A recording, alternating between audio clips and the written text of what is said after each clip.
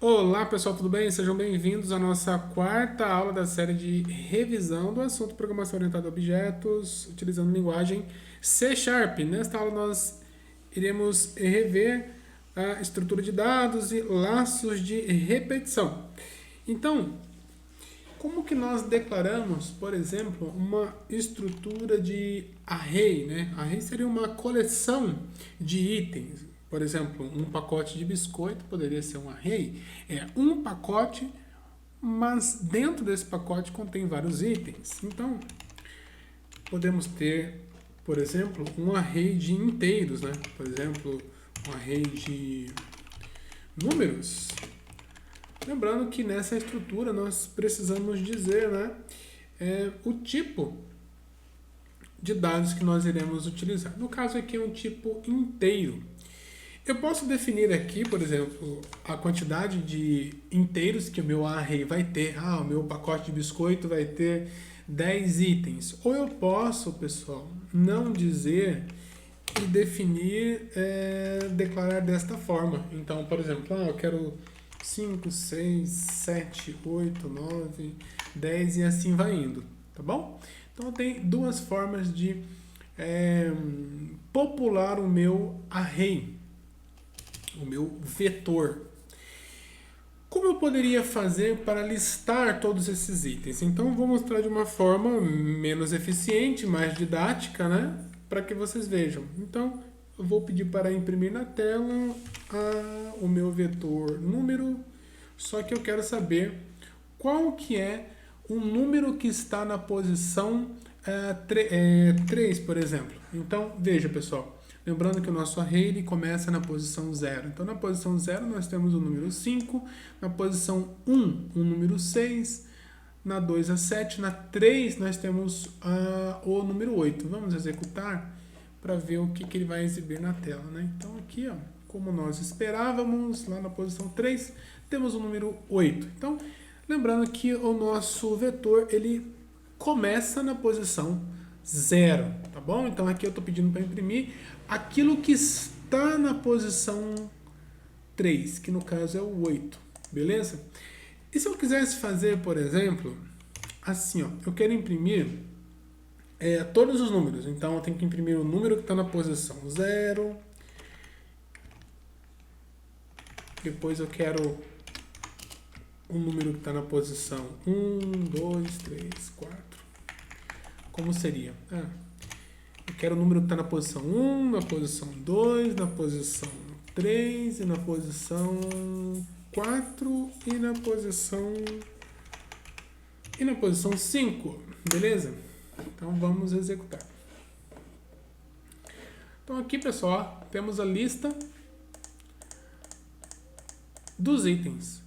Mas e se nós tivéssemos 1000 itens aqui nessa lista? É claro que fazer desta forma aqui não é uma forma muito esperta. Então, pessoal, o que nós podemos fazer para listar o conteúdo de um vetor? Nós podemos usar um laço de repetição. Se você prestar atenção, verá que essas linhas, elas se repetem. E a única coisa que muda é isso daqui, pessoal. 0, 1, 2, 3, 4, 5. Então, nós podemos usar um laço de repetição, por exemplo, uma estrutura for, para poder interagir. Então, por exemplo, pessoal, só para que vocês relembrem, né? Se eu quiser imprimir o número 0, 1, 2, 3, 4 e 5 na tela, como é que eu posso dizer? Enquanto i menor que 6, né? 5 menor que 6, então imprima na tela a variável i. Tá? Então eu vou só dar uma... Vou comentar aqui para que vocês visualizem. Né? Então o que vai ser impresso na tela? Vai ser impresso 0, 1, 2, 3, 4, 5. Beleza? Preste atenção, pessoal, nessa interação aqui. Ó. 0, 1, 2, 3, 4, 5, beleza? Se você parar para prestar atenção, pessoal, exatamente é o que nós precisamos aqui, Tá vendo, Então, o que eu posso fazer? Eu posso usar esse exemplo aqui, console.writeLine, do jeito que está aqui, ó. Então, Ctrl C. E aqui no lugar do 0, você coloca a variável i, porque i é exatamente, né, a interação que vai me dar os números que modificam, 0, 1, 2, 3, 4, 5. E aí eu não preciso usar essa estrutura aqui, tá? Fica muito mais rápido, mais limpo o meu código. Ó, veja que funcionou da mesma forma. Beleza? Muito bem. Veja, pessoal, que aqui eu tive que contar, né? Eu teria que sair contando os elementos. 1, 2, 3, 4, 5, 6. Eu tive que contar aqui os elementos. Mas veja, nem sempre isso será possível, né? Ao invés de ter que contar manualmente, eu posso colocar assim, ó, números.length, que ele vai mostrar para mim o tamanho do meu vetor. E aí eu não preciso me preocupar. Se depois no futuro eu quiser aumentar isso aqui, ó, 45, 78, 0, 9, eu consigo imprimir normalmente independente do tamanho. Então por isso que é legal pegar essa dica aqui. Show? Pronto, pessoal. Então, conseguimos verificar que é possível imprimir. Sobre a estrutura for, pessoal, ela sempre tem essa carinha aqui, ó. Eu declaro uma variável, que vai ser o meu espécie de contador. Eu preciso dizer o tipo. Eu preciso dar um nome para ela. IJ contador, o que você quiser. Preciso inicializar para que ela conte a partir do zero. Aqui eu estou contando a partir do 0, mas você poderia contar a partir do, sei lá, do número que você quiser, enquanto for menor, né, do que o tamanho, ou seja, de quantas vezes que eu quero fazer. Se eu quiser fazer 6 vezes, eu coloco o número 6. Quando eu não sei, eu coloco aqui o tamanho do meu vetor, ele conta para mim. Número.length, ele vai pegar esse aqui, vai ver quanto que tem, quantos itens tem e vai colocar aqui nessa posição, né? E mais serve para ele incrementar. Aqui, pessoal, eu gosto de falar para os meus alunos que não tem muitas preocupações, é só você criar o for e ele vai repetir o que está aqui dentro quantas vezes você quiser. Então tudo que você quiser que repita, você pode colocar dentro do for. Uma outra forma de você fazer isso é usar a estrutura for each. For each também é muito simples, aqui você coloca a coleção, então eu tenho uma coleção de números, né? Então vou colocar aqui, ó. Opa. Deixa eu colocar aqui. Números. Beleza? E aqui, ó. Se números é minha coleção, o item é aquilo que tem dentro da minha coleção, né? Então o item, por exemplo, é o 5, 6, 7, 8, são os itens que tem dentro da minha coleção. Então aqui eu peço para imprimir item e não preciso preocupar mais com nada, ele que se vire aí para poder imprimir na tela aquilo que eu preciso, tá? Então deixa eu apagar esse for aqui, deixa somente o for each. Você vai ver que ele vai imprimir também da mesma forma. Diogo, qual que eu uso? Cara, tanto faz, aquilo que você achar mais prático, aquilo que você achar mais interessante, tá bom? Não tem certo, não tem errado, dependendo da situação você vai julgar aquilo que for mais interessante para você. Uma outra estrutura, pessoal, de dados também que nós podemos ter, além de coleção de inteiros, podemos ter uma coleção de string, por exemplo, lá, nomes, né? E a forma de declarar também é semelhante, né? New string, e aqui nós podemos também dizer. Vou fazer de um jeito diferente para que vocês tenham 2 exemplos. Nesse exemplo aqui eu vou ter uma string que contém 4 itens. Para preencher nomes, na posição 0, recebe, por exemplo, Maria. E aqui eu vou dar só um copia para ficar mais fácil, né? Mais um. Então, Maria, Ana, Joaquina, José,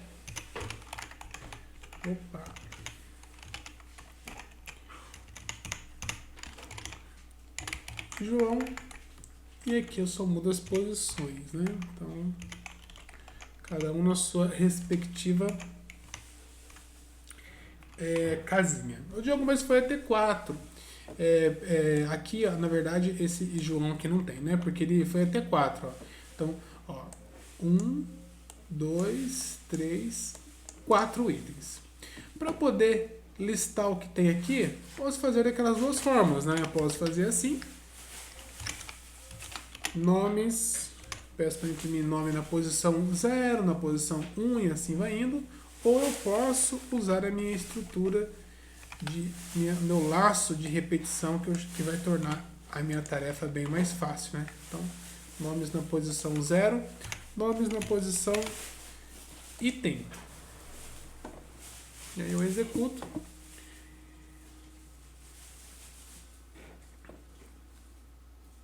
Ah, ele deu um erro aqui, ó. Eu não preciso fazer dessa forma, tá? Eu posso colocar direto. Quer ver, ó? Eu posso colocar direto o item. Tá? Ele pegou o valor anterior ali do exemplo com números, né? Nomes, beleza? Aqui eu pego só o item e veremos que ele vai imprimir ali normalmente na tela todos aqueles que estão presentes na minha lista. Bem prático, eu acho bem simples essa forma de se fazer aqui. Você pode usar, declarar aqui, você pode dizer quantos você vai usar e depois você implementa no código no futuro. Às vezes, pessoal, não será possível definir no início quantos itens vão estar dentro da minha estrutura, dentro do meu vetor, por exemplo, né? Aqui eu tive que saber previamente que teríamos 4 itens, e quando você não souber, você pode criar uma lista. Lista. Pronto, uma lista de string. E agora, pessoal, é mais fácil também, porque você pode adicionar nomes, né?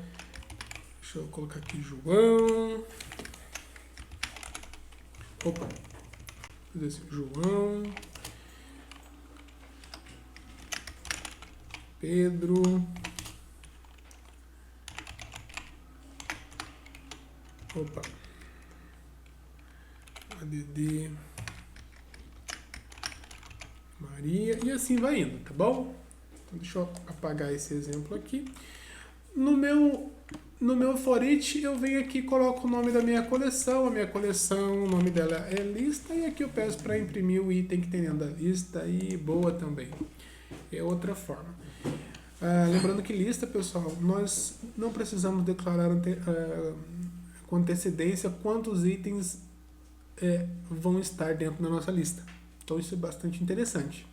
Tá? Ele é uma lista dinâmica para nós. Tá bom? Eu vou colocar aqui, ó, uma lista de string para que vocês pensem nas possibilidades, né? Imagine que nós temos uma lista dos meses do ano. Eu quero que o meu programa, a pessoa, por exemplo, se eu te perguntasse rapidamente qual é o mês 9, você saberia dizer rapidinho? Né? Eu tenho dificuldade com isso. Então, eu quero, por exemplo, escrever um número na tela e eu quero que o meu programa ele imprima na tela qual é o mês referente. Por exemplo, eu coloco o mês 4, ele tem que trazer para mim o mês referente, é o mês de abril. Então, janeiro, fevereiro,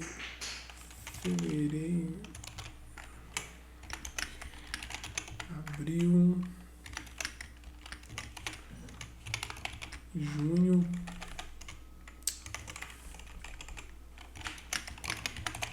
julho, agosto, setembro,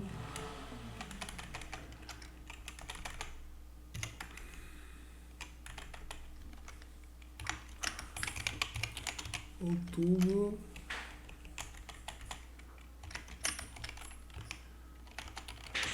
novembro,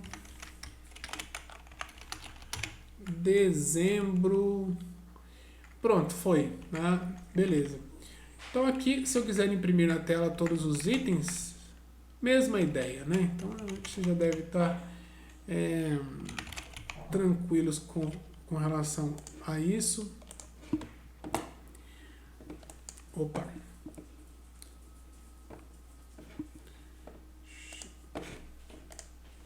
Deixa eu colocar aqui a minha lista, né? Aqui no lugar de nomes eu vou escrever meses. Meses. Aqui é a minha coleção. Meses eu vou pedir para imprimir.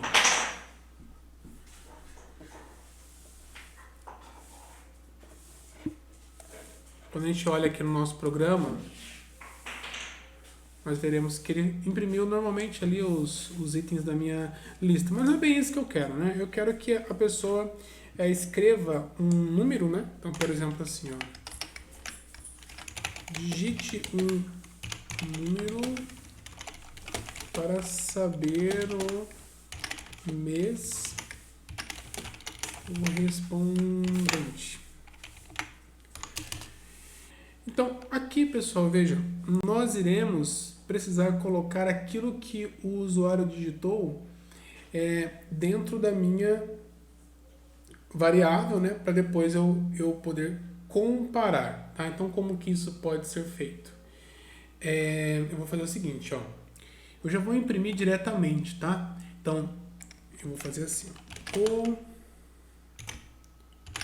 O mês correspondente eu estou encurtando a história aqui, gente, mas poderia ser feito de várias formas. Concatenado com mês, com meses. E aqui, se eu colocasse, por exemplo, 0, né, ele iria imprimir janeiro, certo? Mas, na verdade, janeiro é o mês 1. Então, eu posso, por exemplo, mudar aqui a primeira posição para que a primeira posição seja uma posição nula. Depois a gente ajusta esse item aqui só para ficar fácil de entender o exemplo, tá? E aqui, pessoal, tá vendo nessa posição 0? Não pode ser 0. Isso aqui tem que ser, eu gostaria que fosse aquilo que o usuário digitar na tela. Então, digitar na tela não, digitar no teclado.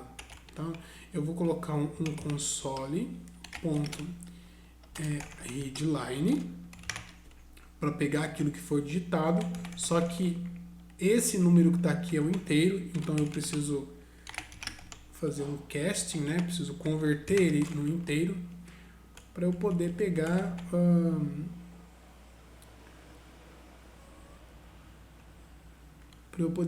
o valor digitado. Deixa eu só fechar a minha... Opa! Aqui. Beleza? Porque no final das contas isso aqui é uma string, né? Eu preciso converter isso daqui. Deixa eu apagar esse item e vamos testar o nosso programa. Ó, digite um número para saber o mês correspondente, que isso é meio esquisito, depois eu arrumo. Então o mês correspondente é janeiro, né? De fato, né, pessoal? O mês 1 é o mês de janeiro. Vamos testar aqui um outro, né? O mês 9.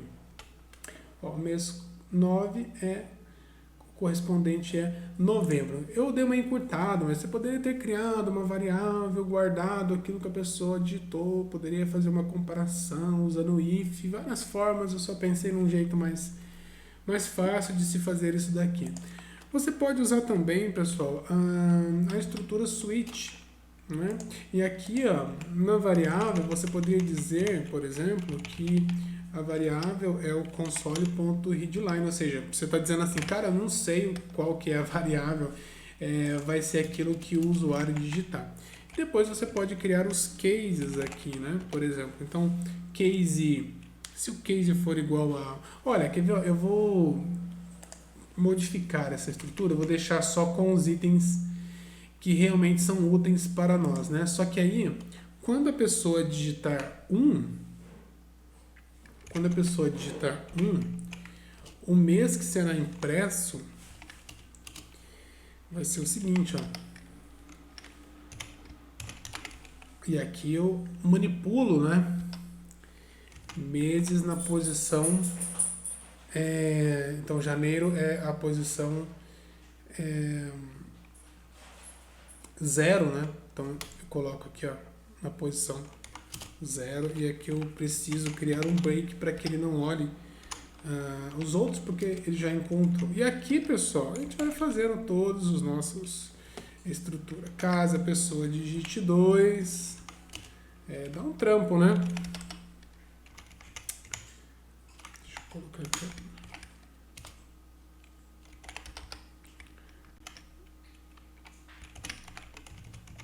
Opa.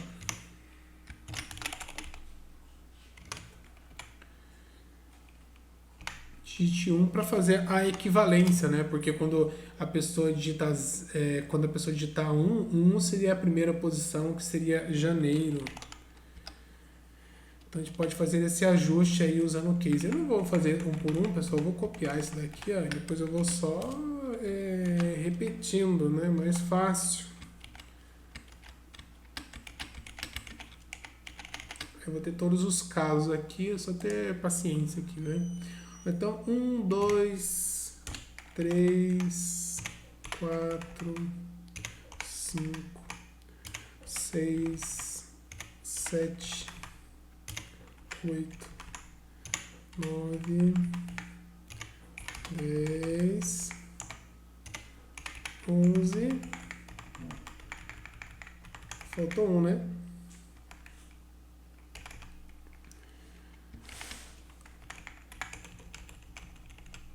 12, e o default aqui é quando a pessoa não digita um valor válido, né? Então eu posso colocar assim: digite um valor válido, beleza? Aqui na correspondência, quando a pessoa digita 1, ele vai para o 0, 2, ele vai para o 1, aqui 2, 3, 4, 5, 6, 7, 8, 9, 10, 11. E faltou mais um, hein? Deixa eu colocar mais um aqui que é o último. 12, opa. 12, e aqui seria... não, tá certo, é isso mesmo, tá? Eu estou viajando aqui. O caso 12 é o item 11, né? Show, vamos testar, pessoal, para ver se funciona. Deixa eu ver se está tudo certo. Tá, beleza. Aqui, ó, não será necessário, beleza? Porque a gente está usando agora uma outra estrutura para poder fazer essa mesma atividade. Então, vamos lá. Ele está perguntando aqui, digite um número para saber o mês correspondente. Eu vou colocar o número 1, ó. Janeiro é o mês correspondente. Show. Vamos testar o número 9, né? Ó, mês 9 é o novembro, que é o correspondente, que ele vai cair no caso aqui. Show? Bom, pessoal, então isso é bem interessante também, ó. Você pode fazer de várias formas o mesmo exercício, você pode encontrar o jeito que você acha mais interessante. Tá? Que mais que é interessante falar sobre isso daqui? Já aprendemos listar, switch for each. Acho que é isso, pessoal. Acho que é isso que eu gostaria de ter mostrado para vocês aí. E então, até a próxima aula.